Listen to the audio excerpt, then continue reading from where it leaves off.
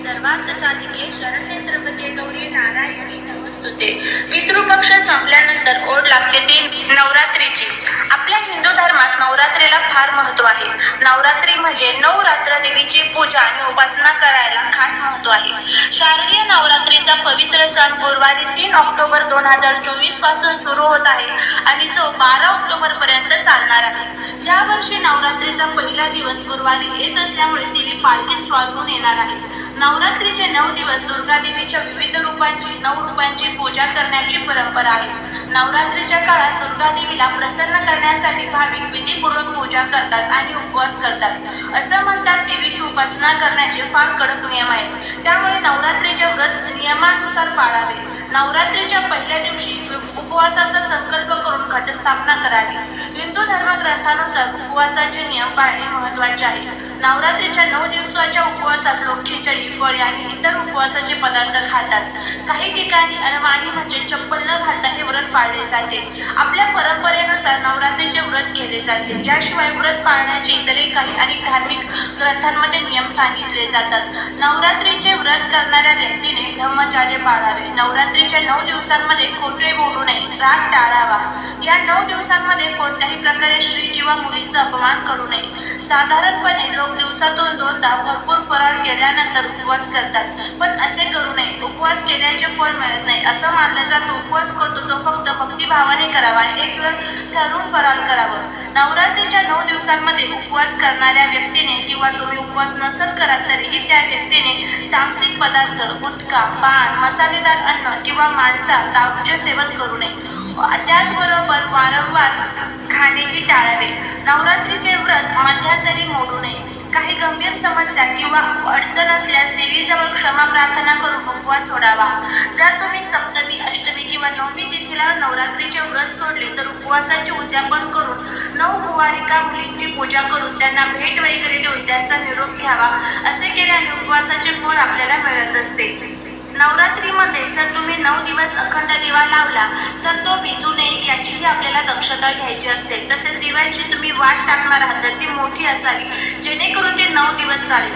नवरात्रीच्या संध्याकाळी घर बंद ठेवू नका, कारण त्यावेळी माता घरात येते। नवरात्रीच्या 9 दिवसात चुकूनही मांसाहार करू नका। नवरात्रीच्या काळात कोणाशी वादविवाद, अपवाद करू नका। पूजा करताना नियमांचे पालन करावे। नवरात्रीच्या काळात सकाळी उठून दुर्गा देवीची मनोभावे पूजा करावी। नवरात्रीत पूजा करताना काळे कपडे घालू नये।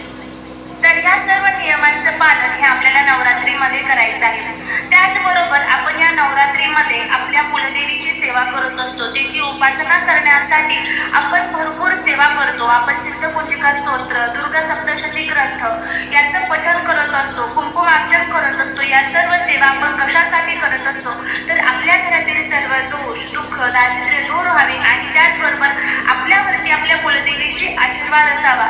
एखादं घर तुम्ही बघितलं ना तर त्यांना त्यांची कुलदेवी सुद्धा माहीत नसते, तर त्यामुळे काय होतं की आपल्याला कधीच कोणत्याच कामामध्ये यश मिळत नाही। तर ह्या ज्या काही संकटांना आपण सामोरे जात असतो, कुलदेवी आपल्याच काय करत असते तर आपल्या घराचं रक्षण करण्याचं काम करत असते।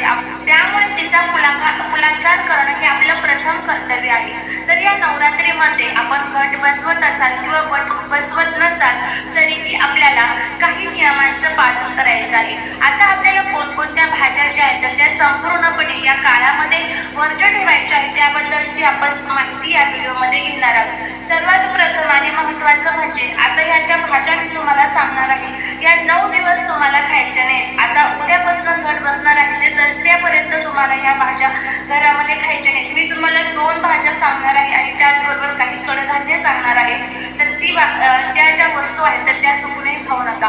सर्वात पहिलं आणि महत्त्वाचं म्हणजे कोणत्याही प्रकारचा तामसिक आहार या काळामध्ये केला जात नाही। तामसिक आहार म्हणजे मांस, मच्छी, अंडी, चिकन ह्या ज्या गोष्टी आहेत तर त्या चुकून सुद्धा या काळामध्ये खायच्या नाहीत। घरामध्ये किंवा घराच्या बाहेर जाऊन सुद्धा खाऊ नका, कारण मग आपण जे काही सेवा करतो तर त्याचं कोणतंही फळ आपल्याला मिळत नाही। त्याच्यानंतर पुढचं म्हणजे या नवरात्रीच्या काळामध्ये आपल्याला आता कोणकोणत्या भाज्या वरच्या आहेत तर सर्वात पहिलं आणि महत्त्वाचं म्हणजे वांग हे तामसिक आहारामध्ये येतं, त्यामुळे चुकून सुद्धा या नवरात्रीच्या 9 दिवसांमध्ये वांग खाऊ नका। बघा आपण जे उपवास करत असतो, उपवासामध्ये सुद्धा ज्यावेळेस आपण उपवास सोडतो तर त्यावेळेस तुम्ही तुम्ही सुद्धा बघा की आपण उपवास सोडण्यासाठी वांग ही कधीच खात जात नाही, तर त्याच पद्धतीने नवरात्रीच्या या काळात वांग ही चुकून सुद्धा खायचं नाहीये. त्याच्याबरोबर गोबी जो आहे तर तो सुद्धा तामसिक आहारामध्ये येतो. त्यामुळे वांग आणि गोबी हा नवरात्रीच्या 9 दिवसांमध्ये संपूर्णपणे आपल्याला वर्ज्य करायचा असतो.